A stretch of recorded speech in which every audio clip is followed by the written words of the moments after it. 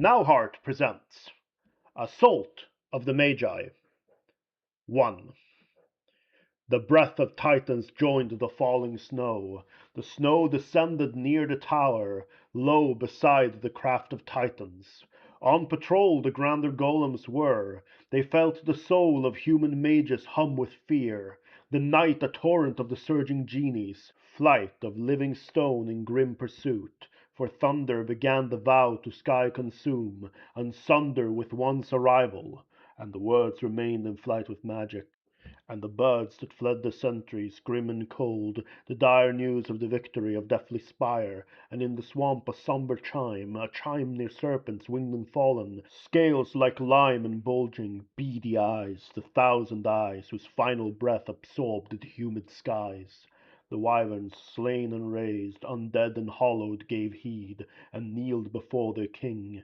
They followed their lowly masters unto the deep. Now among the seekers to know and keep the knowledge pure, a man with hand of stone whisked away the flying tomes. The bone, undead and humming with pain, reverbed a word of warning, a fragment borne on wing of bird, of raven and crow.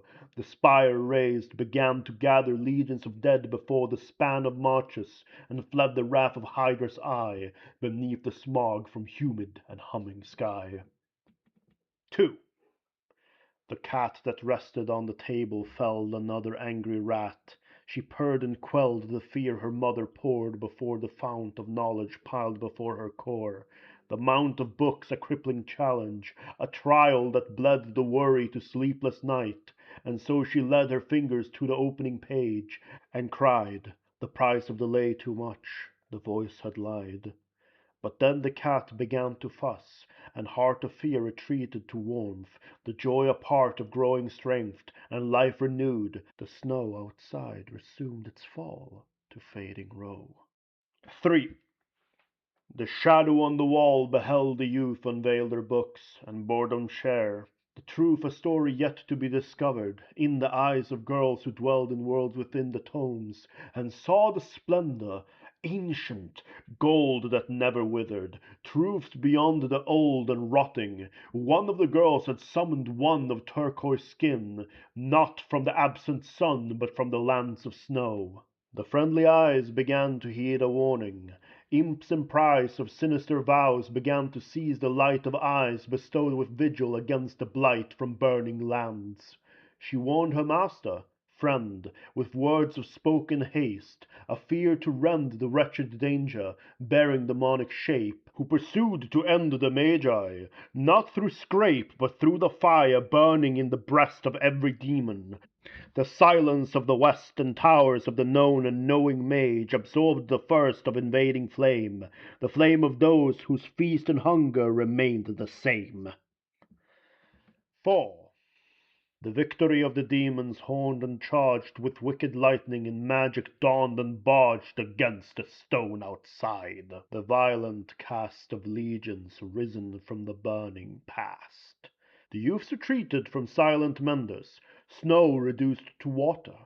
Wretched, vicious blow from grim Ifrits that let the fire stand and clash against the snow of warring land. The girl began her flight, and soon the grim command of Genii ordered to heed the whim, to flee her home as best she could, and see the light of living near the bold and free. 5. To do and die, the devils cast a flame upon the crumbling towers, they to blame for war eternal in lands of vanquished peace. And Cerberus now unleashed, a feast's release upon the masses, fleeing, scurried eyes beheld the climbing red. It consumed the skies, and left the minds engulfed in pain, the pain of risen madness from the burning rain. A laughter heard. This laughter brought the will to life consume, and paradise end to kill. 6. The snow reduced to ashen rain, it fell to mourn the violence from the deep, the hell that reigned and reigned over ruins, clad in crumbling stone, an absent song, a sad and sombre sight that sparked a deeper rage within the nearer kingdoms, cast the sage to task to begin the call to rising war, to sound the drums and gather the ancient law. The goggles flew. The clockwork kin had sworn to ready mallets, flails, and tools born in war of ancient times.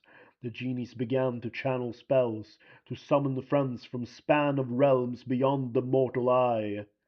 The pawns of demons now would know the tower dawns. 7. The fury will meet the fury that snow will bring, and that infernal flame will dirges sing to meet and quarrel, battle and slay the vile that first had struck and now would die. Awhile that peace remained the gentle breeze, but time and wretched I have called to bring the rime upon the burning deep. The fire calls. The flame will drown in ice, and lead the lackeys shame could never reach. They now will know the wrath of them who dwell in snow-clad ancient path, beyond the waters, forests, and darker clime. Revenge is waiting. Hear the sombre chime. 8. A march of stone, and gin and forces strong, through walls of flame, through grounds of mighty fire, the Magi who were genies taught to find and sire. The forces saw an imp of ancient ways, who raised his hands to yield and tell of days when fire never burned beyond the realm of penalty, struck by angels' sacred helm.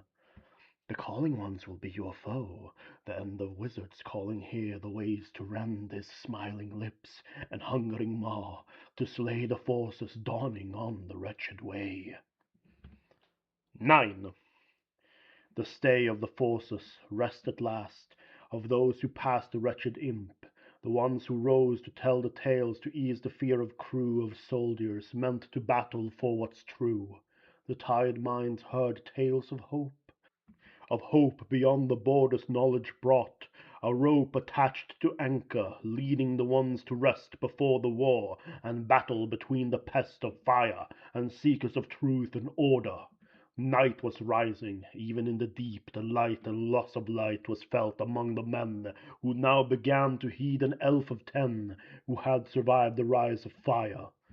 Tales of darkness rose from her, of burning wails and fiery grounds, of lashing tongues of flame, who felt no burden, and harbored hate and blame against a life of order they declined.